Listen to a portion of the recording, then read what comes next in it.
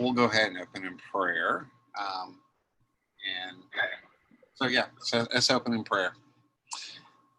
Dear Lord, thank you so very much for allowing us to gather here, a small but mighty group. We ask that you continue to, or we ask that you be with the session that is meeting right now, that they continue to guide us and lead us and make those decisions that I'm glad that we don't have to make, but just continue to be with all of us. In your loving name, amen. So I have admittedly not done one of these Wednesdays. I honestly don't even know how many we've had. What was the topic last week? This Is Us. So I think it's the racism, like it's not all blamed on Donald Trump, but it's right. I remember that. I remember that now because Anne played us, the staff. I think, did she play that video or the clip from CNN? Yeah. So tonight's topic was supposed to be, how do you minister to youth in a pandemic? Honestly, we could almost rephrase the question of how do we minister in general during a pandemic? You know, I know the session tonight, I think they will be talking about how the church will reopen in July. But, you know, I know that for me, that craving, you know, other people, you know, being in community with people, I've missed that.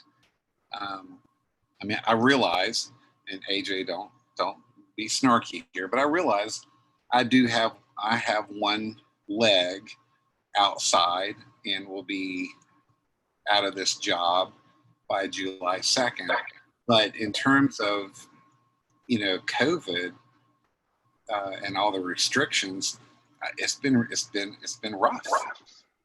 Not just not being with the youth, but being in church, being able to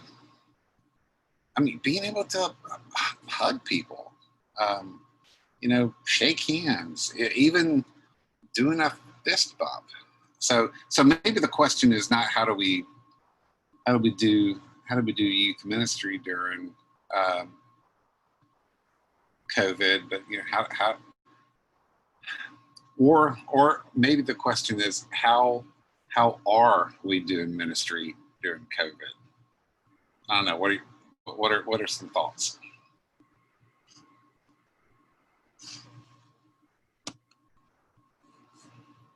Well, I can say honestly, I've been a part of I believe all of those methods, be it Zoom, be it you know, the diaconate, the session. We were tasked with shepherding. It's keeping up with folks just, you know, in your own immediate circle and beyond. People in your mission groups. You call, you text, you stay in touch. You know, one of my favorite T-shirts that I've seen is the church has left the building. So it's like we're floating outside the church, but we're still the church and we're still moving along. And the ways that we're doing it, you know, our attempts to do that are well made, in my opinion. But you know, through this epidemic, I've also learned that you know, it's a challenge because people's lives get in the way. You know, it didn't come out right, but you know, life happens. You know, not everyone is always able to make a Zoom call or this or that or whatever. But I believe that people are still truly connected. You know, I can pick up the phone or text Ted Cashin and say, "Hey Ted, how you doing? How are things?" You know, and that's a part of what we're doing. surviving through a pandemic or otherwise. I think I've definitely been on a number of Zoom calls to echo that. And yeah, being creative and finding ways to connect to people. I found I've done like more phone calls. I've done more like going on a one-on-one outside walk with people. Well, I'm realizing now that, yeah, I need that. Like, I really want to be physically around people, but yeah, it's made me connect in different ways. Like the being creative and how we find, whether it's more intentional about a phone call or just like different patterns of life. Everybody's had to figure out a different pattern, but making sure that the ministry, the connection, the caring about people all still gets in there. That's a good point, because you got to wonder how will what we have been sort of quote forced into, like how will that change, you know, or how will it force the church to change how they minister to people? Because I think, you know, I think you're both right. I think people have been more intentional about connecting with people on a different level, instead of, you know, maybe instead of just a, hey, how you doing? It's a, hey, how you doing? But really, how are you doing? Kind of, I wonder if this time frame of COVID will, in a polite way, force us to be a little more compassionate. Something I've wondered about, like I've gone on these almost weekly walks with a friend that I didn't see weekly before, and I wonder, like, how will that like affect my friendship with her, like after this goes past, or like I've been calling my mom, or she calls me one or the other at least once a week, and we communicated via email, and I had a fine relationship before then, but I've kind of like wondered, well, how is this going to like, am I going to be as intentional about doing these things like afterwards? And right now, like I would love to go attend like a normal Idlewild worship service and there not be the COVID issue right now. But I think of like all the things that I like busily run around doing, trying to figure out, well, do I want to go back to all of those?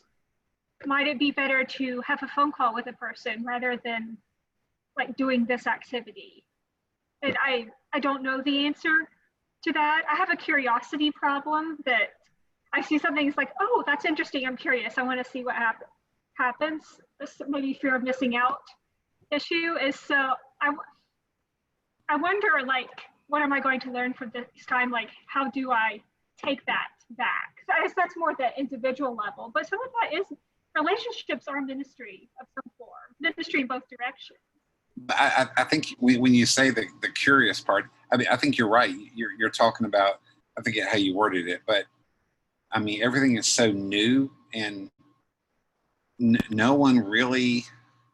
So one thing that I have been hearing, so I'll put my youth ministry hat on.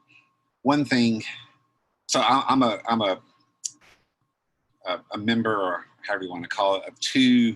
I mean, I'm sure there are hundreds of Facebook groups, but I have been members of two of them for about 8 years.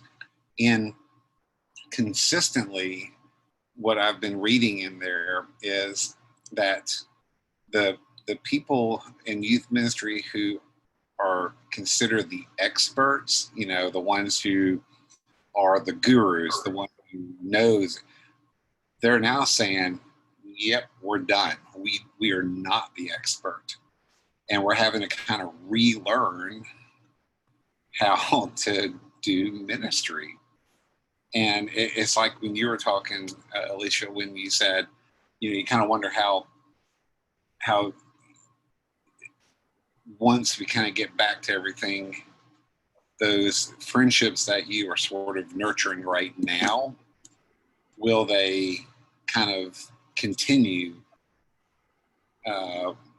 post post vaccine or whatever the term will eventually be? It makes me wonder what life will look like after.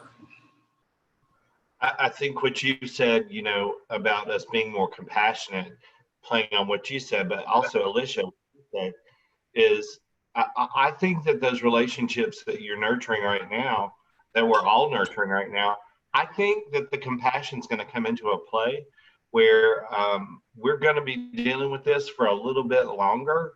And I think it's kind of conditioned us. They say that you're supposed to do something to form a habit for 28 days or something like that, or 3 months or whatever. But I think that we've been conditioned to use all of these tools that are available to us, Zoom being one of them, texting, all kinds of stuff, and reaching out that way. I think that even the old-fashioned letter, I think that we're now conditioned ourselves to continue that nurturing. And when we do return, in whatever way that is, I think that we will continue to nurture and foster those relationships. I think that this has shown us that it is possible to have greater relationships with other people, more purposeful, more intentional relationships with other people.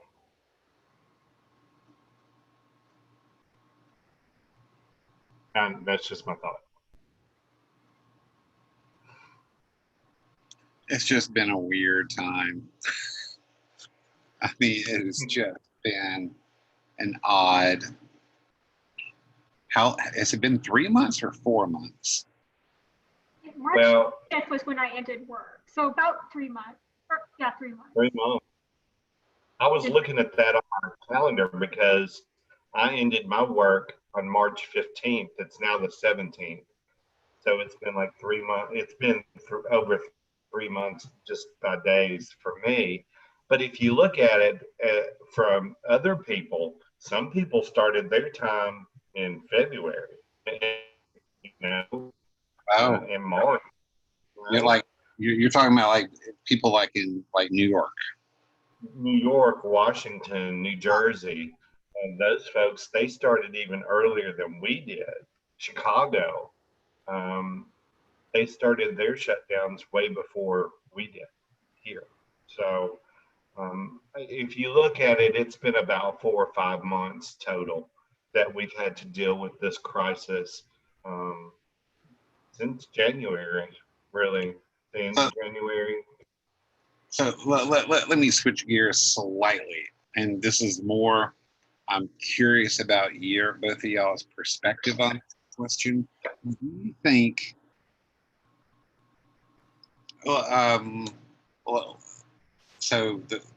let's think about people in the Memphis metro area. So that's the group I'm thinking of. Do you think that people in the Memphis metro area are taking the current situation seriously, or do you think they are, or do you think we're moving towards a direction of, it's not a big deal? I think it's all over the map. Yeah, depends on where you are. Like up here in Germantown, there's a whole different mindset of folks. I mean, Angela can tell you that. They listen to one string of media, whereas people in Midtown or downtown would listen to a different string of media and have a different mindset. And I'm saying, yes, politically and economically, I think that folks out east in Germantown, Cardinal, they're not maybe taking it as seriously as people say in Midtown. But then that's a huge contradiction, because I read something on the Facebook just this afternoon that a young white male, he's partnered, and he is totally against wearing the masks. And another, surprise, even though I know where her heart is and I know what she Kendra, Kendra says that, she doesn't think that the masks should be forced on people. But she also thinks that people need to wear masks. So I think it depends about where you are, about how seriously that you're taking it. I think some people just live in a bubble, Yeah. know? No, I agree. And it's such a sad thing. I just don't understand how you can't take, the very simple step of protecting your fellow man with a mask. I mean, it takes seconds, boom, done, seconds. Well, and like I caught myself today taking it off a few times because it just got so like yucky. But I would catch myself and I would put it back, So We all like I have a mask. I'm trying to wear it like when I go to the store. I did catch myself the store I was in briefly. I came out. I was like, oh, I didn't have. And I mean, it's one time that I've forgotten it out of all the public places I've been, which I've tried to minimize. But things happen. But at the same time, what I see is like, okay, that person's wearing a mask. They're taking this seriously. That person's not wearing a mask. They're likely not taking it seriously. I don't know. Of course, I don't know any particular person's story. And that's true. We don't know. I mean, there could be,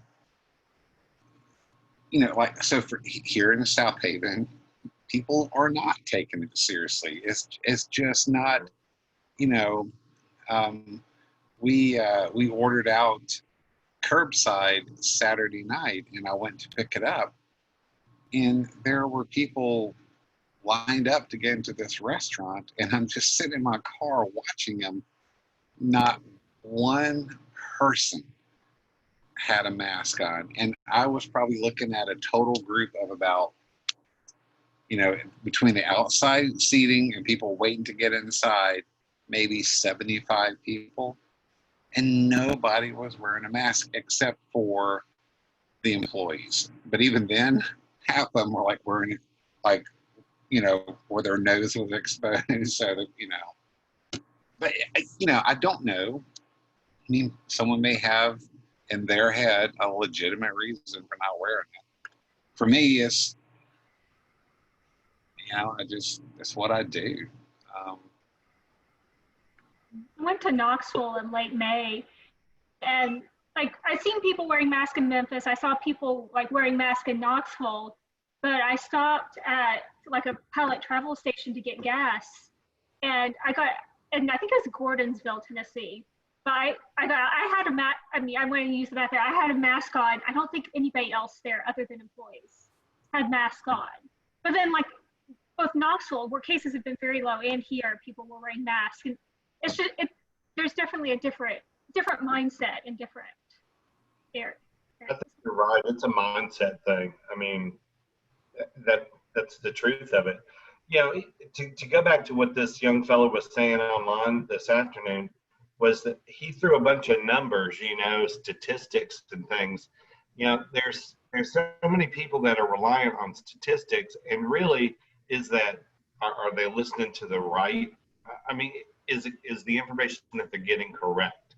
First of all, and then to go ahead and start spewing it, and then just playing the odds. What are the odds of me getting it? It's not the case of me getting it. And I think that's a part of the whole, learning curve that Alicia, you said, and Frank said. It's not about me. It's about you. It's not, I mean, sure, it's myself, but I'm protecting the other person. What if I'm a carrier and don't know? Right. I mean, take a look at it. Frank, you were ill, or back in December, January. I was really sick in January. Who knows? We made warriors and just don't know it. Maybe Oh, we had. if you were sick in January, you're not a carrier now. Sorry. Huh? So if you're What? sick in January, you're not a carrier now. Right. So I mean, for me, I was sick for about 3 weeks in early February. And so, but yeah, I never had respiratory issues, but I had a sort of a low grade fever for like 3 weeks. Did I have? I mean, I don't know. I mean, clearly I'm fine now, but I kind of wonder. But yeah, I'm careful. With me, with me traveling to New Mexico in July to work on Mom's stuff, I hope I get to see Mom, but at the same time, her facility may not allow me to physically be in contact with her. I may have to talk to her through a window, which would really suck. But if that's what I get, it's what I get.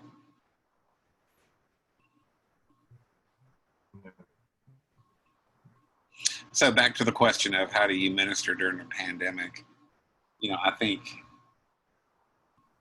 for me, in terms with the youth ministry hat on, it's been, staying in as much contact as possible with the youth, even if it's just, a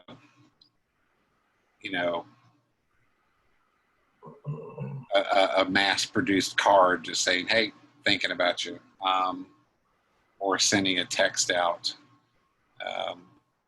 But if you look at it in more of a broader sense, I think it's important for us to continue to, keep in touch with our friends, or even the people that, maybe are friends but are not close, but just a random check-in.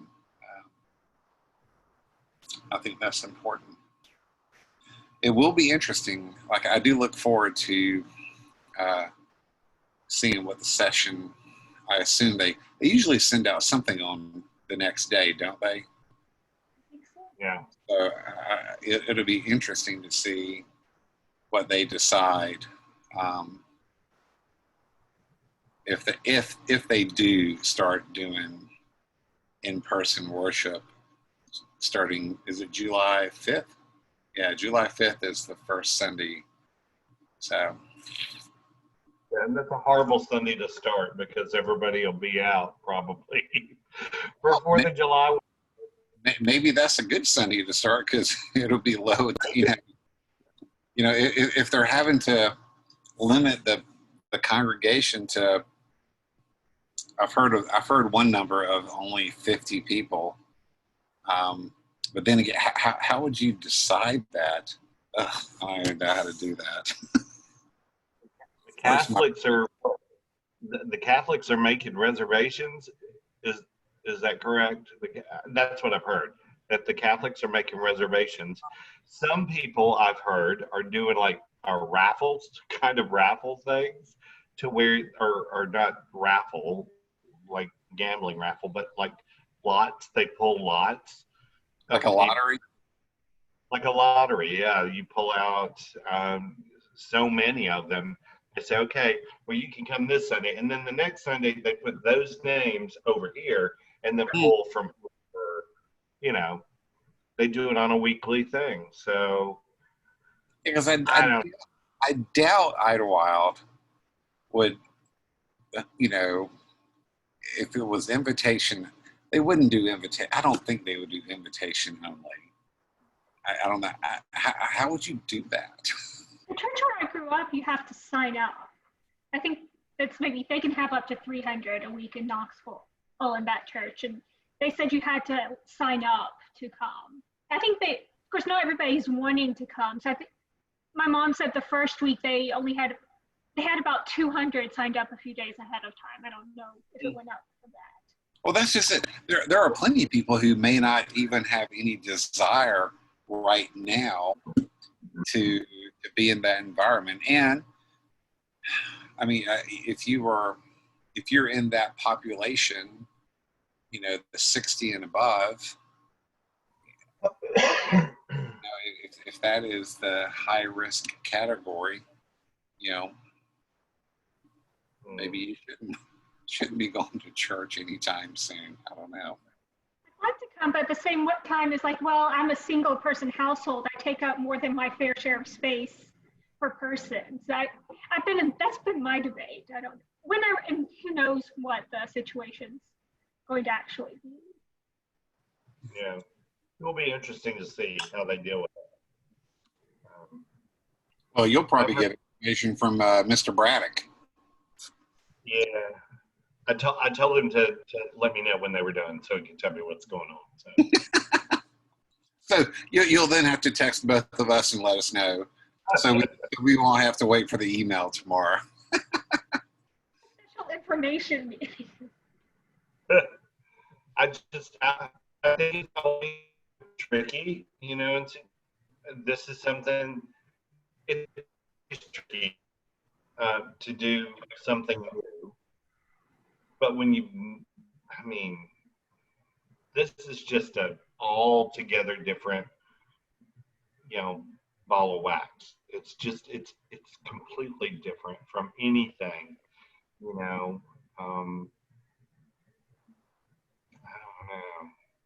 I would not, like you said, Frank, I wouldn't want to be in their positions to have to decide this, or the COVID team at Idlewild. I would not want to be a part of that team to have to make those decisions. They're better people than I am, and more well informed. And I do feel that I think Ann and Sarah have been doing a great job of, I mean,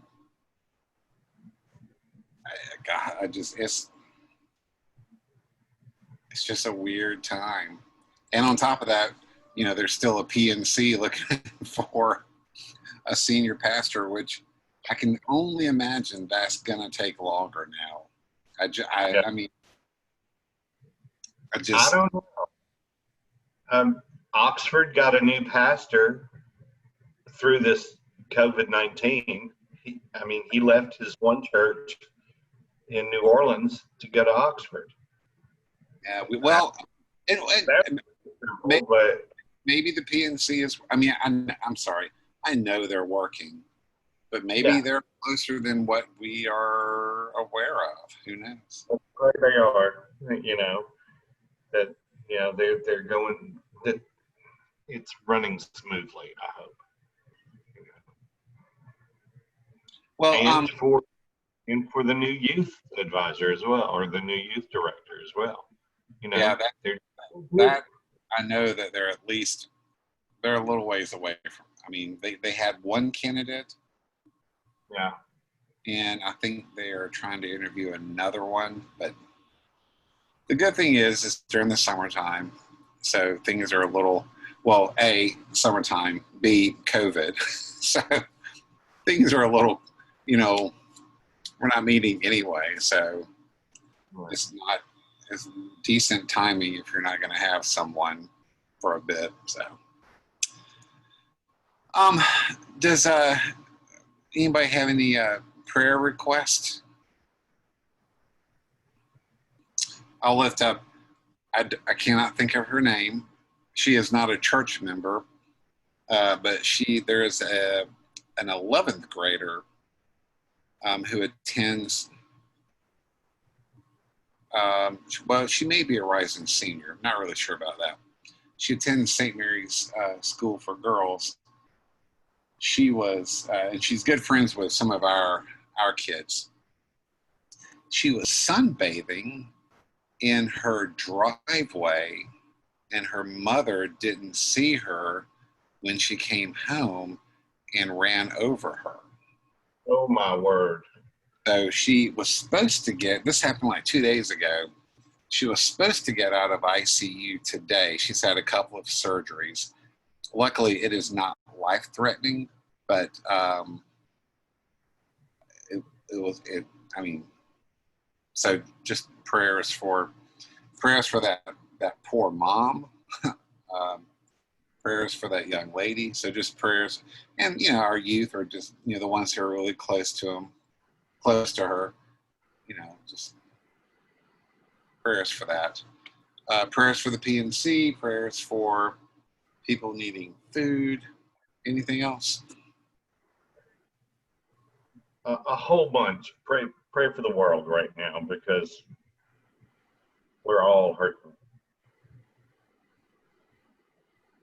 Yeah, it will be interesting is not the right word. It will. Okay, no, I look forward to seeing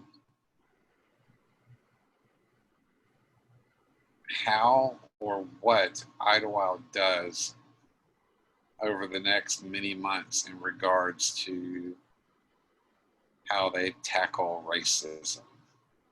I think there's a different sort of passion to dive into that deeper. So I kind of look forward to seeing it from a distance, how it's approached, or how it's not approached. So.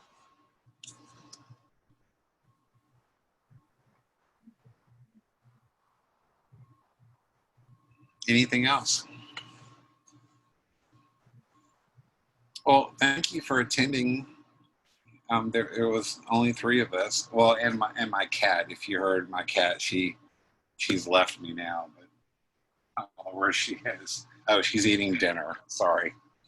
But Thank you for hosting this. Oh, you bet. I will. Oh, I'm sorry. Go ahead. I say it's good just to talk to people. Oh, I agree. I will close this in prayer.